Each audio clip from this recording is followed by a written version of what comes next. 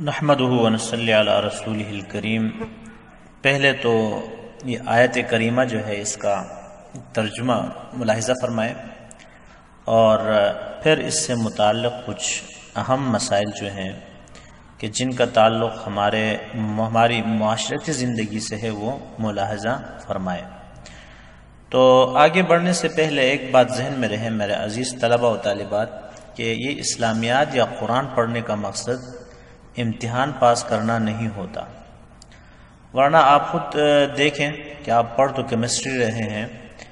یا کوئی اور سبجیکٹ پڑھ رہے ہیں، اس کا بظاہر تو اسلامیات سے کوئی تعلق نہیں، لیکن آپ دیکھتے ہیں کہ ہر سبجیکٹ میں اسلامیات لازمی مضمون ہے۔ تو اصل میں مقصد یہاں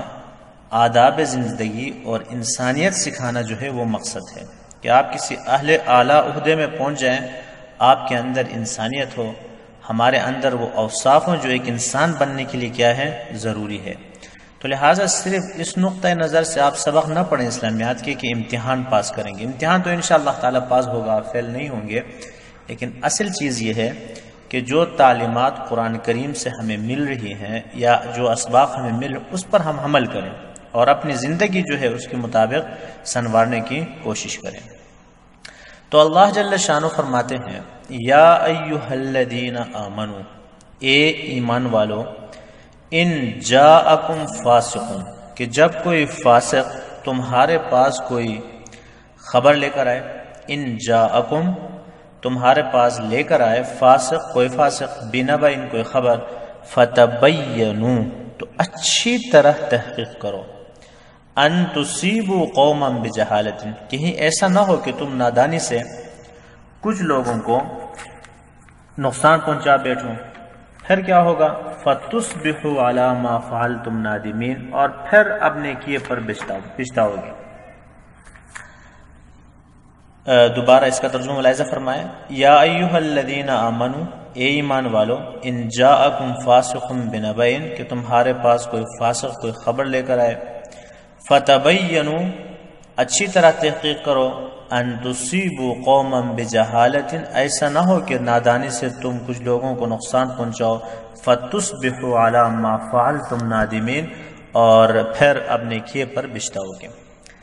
تو پہلی بات اس آیت سے متعلق یہ ہے کہ اس کا شان نزول مفسرین نے بیان کیا ہے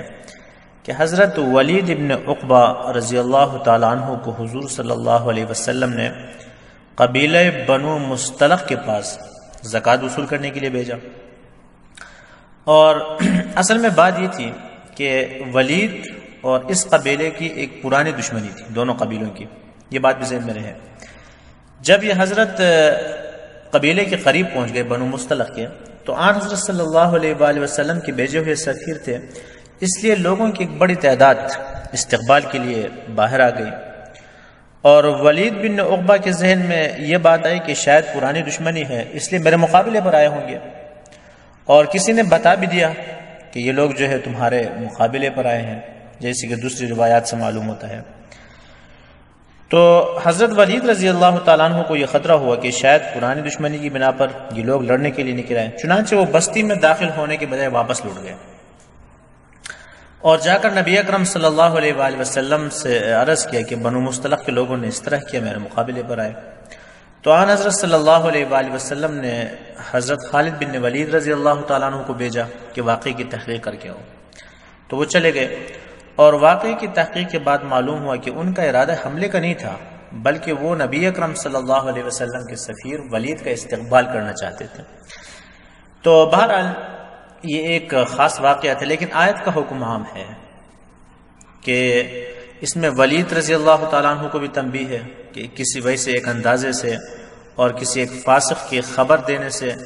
اتنا بڑا اقدام کر کے واپس نہیں آنا چاہیے تھا، بلکہ ان کو چاہیے تھا کہ معاملے کی کیا کرتے، تحقیق کرتے۔ لیکن دوسری بات یہ ہے کہ ساتھ ساتھ ہمیں بھی یہ تلقین کی گئی کہ ہر سنی سنائی بات پر عمل نہیں کرنا چاہیے اور ہر سنی سنائی بات کو آگے نہیں بڑھانا چاہیے۔ تو یہ آیت جو ہے اس کی اہمیت تو ظاہر بات ہے ہر وقت یہ بہت اہم تھی،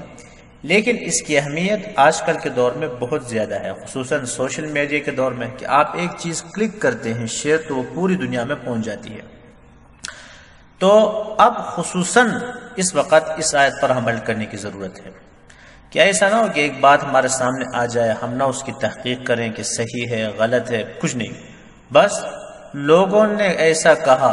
یہ میسج ہوا تھا، بس اچھا ہے برا ہے غلط ہے صحیح، اس کی تحقیق نہ ہو، ہم آگے بھیج دیں، تو وہ اس آیت کی کیا ہے؟ خلاف ہے۔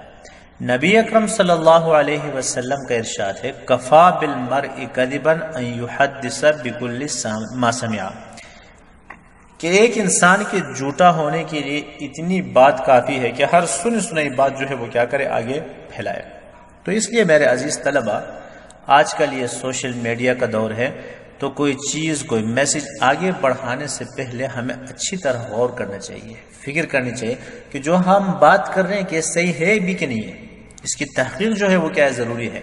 تو آج کل جتنے مسائل خصوصاً مسلمانوں میں پیدا ہوتے ہیں وہ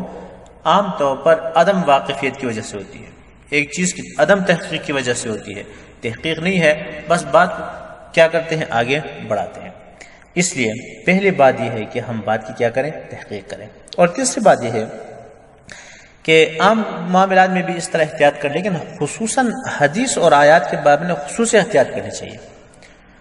ہم عام طور پر ہر اچھی بات آ جائے تو اللہ تعالیٰ کے رسول کی طرف منسوب کر کے آگے بڑھا دیتے ہیں،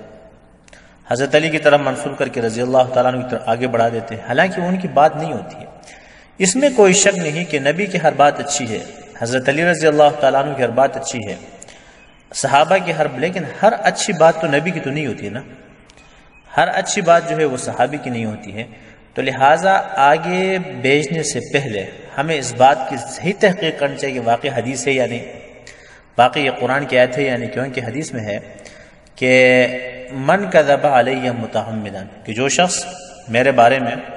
کوئی جھوٹ بات آگے بڑھائے، جھوٹ بات بولے، فَلْيَتَبَوَّ مَقْعَدَهُ مِنَ النَّارِ، تو اپنی جگہ جو ہے وہ کہاں بنا لے؟ جہنم میں بنا لے۔ تو لہٰذا احادیث شیئر کرنا یا میسج کرنا، آیات کریمہ کا شیئر کرنا کوئی گناہ کی بات نہیں ہے، لیکن اس بات کا خیال رکھنا چاہیے کہ حدیث یا آیت جو ہے وہ بھیجتے وقت آگے شیئر کرتے وقت ہم کیا کریں؟ تحقیق کریں۔ اس کے علاوہ آخری بات یہ ہے کہ عام طور پر سوشل میڈیا میں آج کل ہمارا جو مزاج ہے وہ یہ بنا ہوا ہے کہ جس کے ساتھ ہماری موافقت نہیں ہوتی ہے تو ہم اس کے عزت پر حملہ کرنے کو حلال سمجھتے ہیں، اس کے غلط کو تو غلط کہیں گے، اور اس کے سچ کو، درست بات کو، اچھی بات کو برا ثابت کرنے پر ہم کیا ہوتے ہیں؟ تلے ہوئے ہوتے ہیں۔ تو ظاہر بات یہ بد اخلاقی کی بات ہے، بد تہذیبی کی بات ہے اور جہالت کی بات ہے۔ تو لہٰذا تعلیم یافتہ ایک انسان، ایک بچہ یا بچی جو ہے اس کا مزاج یہ ہونا چاہیے کہ صحیح کو صحیح کہہ سکے، غلط کو غلط کہہ سکے، چاہے وہ اس کا دشمن ہو چاہے دوست ہو، اپنی جماعت کا ہو یا دوسری جماعت کا ہو۔ لیکن ہمارے یہاں مرض یہ ہے کہ مجھ سے اگر موافقت رکھنے والا ہے، میری جماعت کا آدمی ہے، میرے مزاج کا آدمی ہے، تو اس کے جو صحیح ہے وہ تو صحیح ہے، اس کے غلط کو بھی صحیح کرنے کی کوشش کرتے ہیں، اور اگر مجھ سے موافقت نہیں ہے، میری جماعت کا نہیں ہے، تو اس کے غلط کو تو غلط کہیں گے، اس کے درست کو بھی غلط کرنے کیا کریں گے؟ کوشش کریں گے۔ تو یہ ایک جو ہے غلامانہ کیا ہے؟ مزاج ہے، سوچ ہے، جہالت ہے، اس کو کیا کرنا چاہیے؟ ختم کرنا چاہیے۔ تو بہرحال اللہ تعالیٰ فرماتے ہیں کہ تمہارے پاس جب کوئی فاسق خبر لے کر آئے تو اچھی طرح تحقیق کرو، ایسا نہ ہو کہ تم جہالت میں کسی قوم کو نقصان پہنچاؤ اور پھر اپنے کیے پر کیا کرو گے؟ بچتاؤ گے۔